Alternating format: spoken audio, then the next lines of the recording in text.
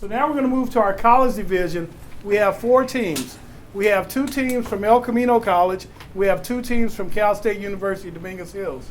So our first team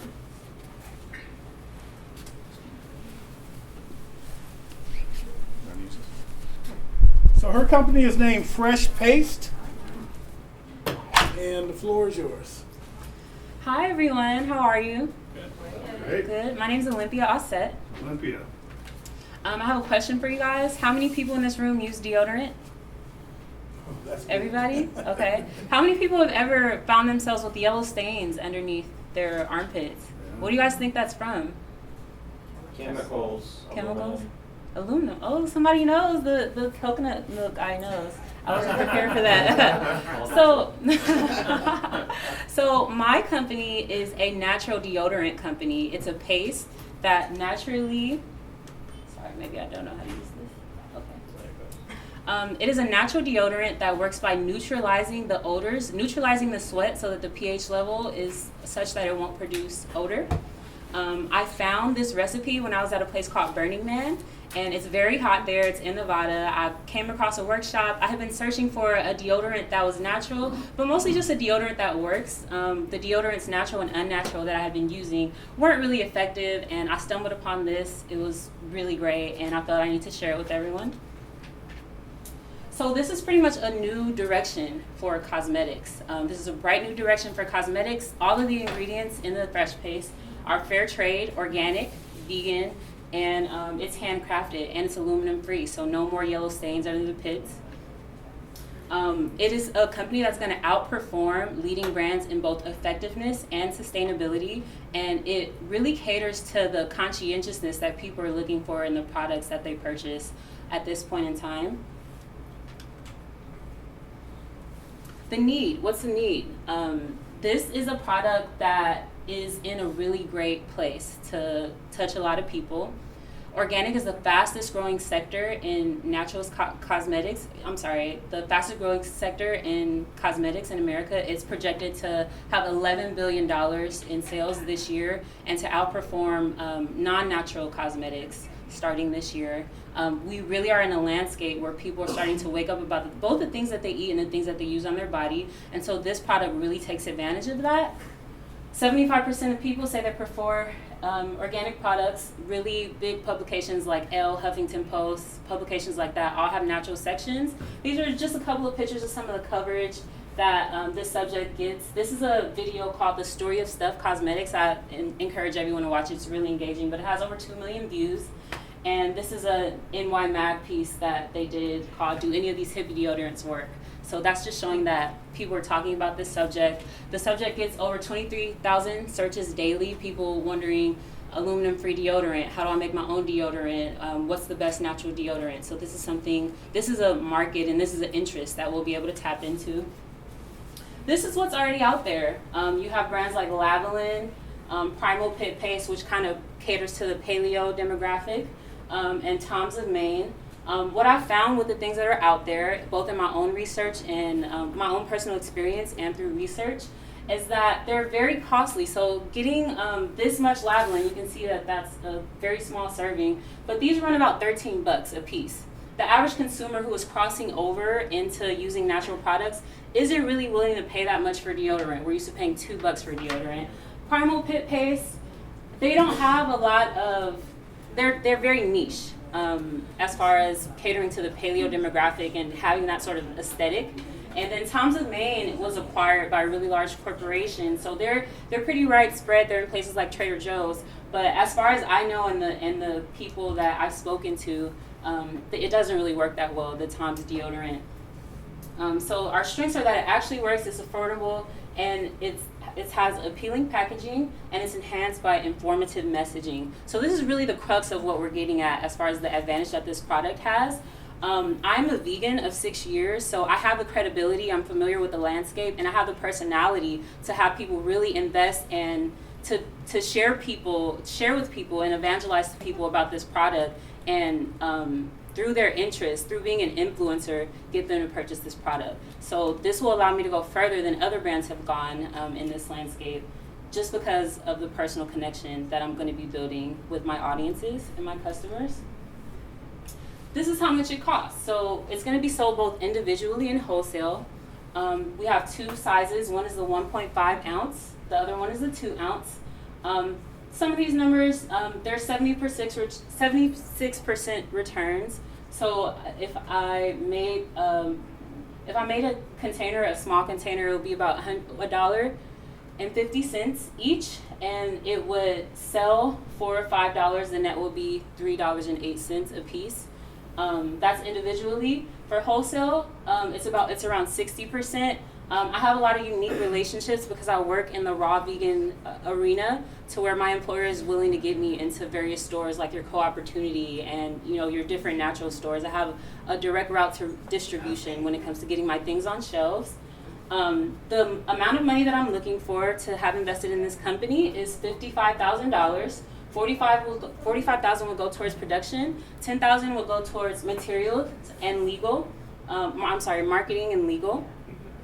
In order to break even, I will have to sell 14,500 units, and I will have to, in total, I expect to sell 37,500 units, bringing in a return of $142,000 and $500. Not per month. Just for the first cycle. I don't. Units. Okay. I don't know if there's a time. Units. So as I mentioned before, the plan has a lot to do with building a brand, getting influencers on board, and tapping into the networks that are already used to this and interested in this, as well as bringing new people on board who are interested in learning more about a new kind of deodorant. So it's all about subject interest and story. So this is taking videos of people who are trying it for the first time, who are maybe having problems with their underarms, and having them share the results that they've seen with this deodorant and creating a lot of content surrounding that. There's also going to be a lot of samples sent out at the beginning. So sending samples to friends, sending samples to influencers and public figures. And then also with my background being in public relations and having worked in the entertainment field a bit, seeing what stars might be willing to get on board with this. So for instance, Erykah Badu is a vegan, a known vegan, and she might be willing to try it out. And then maybe she'll give us some feedback on that or share with other people. I'm also tied in with a lot of different events in the LA area. One of them is called The Shine, which kind of caters towards the wanderlust demographic, people who are into yoga, people who are into things like that. So I will be going out to events that I'm connected to and sampling it and selling it, and as well as having demos. And the regions that I'm going to start with are San Francisco, Portland, Detroit, and Florida, because those are places where I have, as well as Washington, D.C., because those are places where I have connections and I will be able to create the infrastructure. So that will be for the first year. It will be Los Angeles, San Francisco, Portland, and Detroit, and Florida. So overall, the vision for this company really comes from the fact that about 100 years ago, the companies who we see as being really huge, your Colgate and your Unilever, these were all companies that were just starting, and they got their fame off of the fact that they made a product that sold really well. They were born in a climate where people made a lot of their own stuff. And so they rose because they were able to expand large enough to provide a service to a lot of people, and they did it really well. And I believe that this is a company that will bring us into the next 100 years and do so in a way that shifts the current paradigm of creating products on a mass level. This is something that the public is looking for. They want big companies that are convenient, that provide things to them at low cost, but that are also environmentally conscious and that don't, have them ending up with Alzheimer's when they turn 80. So that's my presentation. I hope you enjoyed it. Thank you. All right. Thanks, Olympia. Questions from the judges? So question on, because this is more of my arena, because I sell juice wholesale to a lot of stores. So the product, you have branding or labeling? Yes, I do. Okay, is that the final packaging? There's just no label on there yet? There's a label, but I didn't include it in the slideshow. It sort of looks like this, and then this is in a different color, and it's a clear label that's around a jar like this. Got it. Okay, and then it's going to be, looks like you dip your hand in, you have to do this. Yes. Okay. Oops. Yes, that is how it works. Have you done market research on The fact that, you know, doing it with a bar, and Yeah. having to touch it and touch your underarms. Yes, I did forget to mention that I have started selling this on my own. So I've sold it to both family and friends, and I've sold it in public places like Venice Beach, Abbot Kinney, and at different events. And it's to the point that because of its effectiveness and because of the experience that people have, they like it enough to where they're asking me like, hey, do you have more of this? Can I buy more of this? So I have done some research. The reason I like it as a paste is because of its super simplicity. I don't have to wait for anything to dry. I can just mix it, serve it right up, and everything else is up to them. I think you're definitely in the right region of the country. I mean, in LA, you know, Abbot Kinney, Venice, Yeah. people eat this stuff up all Yeah. day, and they pay a premium for it. So this is the best launching pad, and you're a great speaker. You communicated very clearly, so great job on that. So I think one thing I did notice, though, just as feedback on the wholesale versus retail price, is like co-opportunity market. You could probably bring it in there on your own, but also in your cost of goods sold, you need to factor in demos, Yeah. promos, Whole Foods. trade expenses. A lot of these companies like Whole Foods, when you start getting bigger, they require you to do demos. They require you to do quarterly promotions. Okay. So that's just something I experienced. So, and also you're going to eventually need to go with a distributor. Right. Yeah. You know, doing it locally, you can get away with carrying it yourself or hiring people. But once you get into anything like Crystal Farms, Trader Joe's, Whole Foods, they want you to go with a distributor, and they take a minimum of 10% of your revenue Okay. just to carry the product. So I didn't see that on the margins. Yeah, I saw definitely not.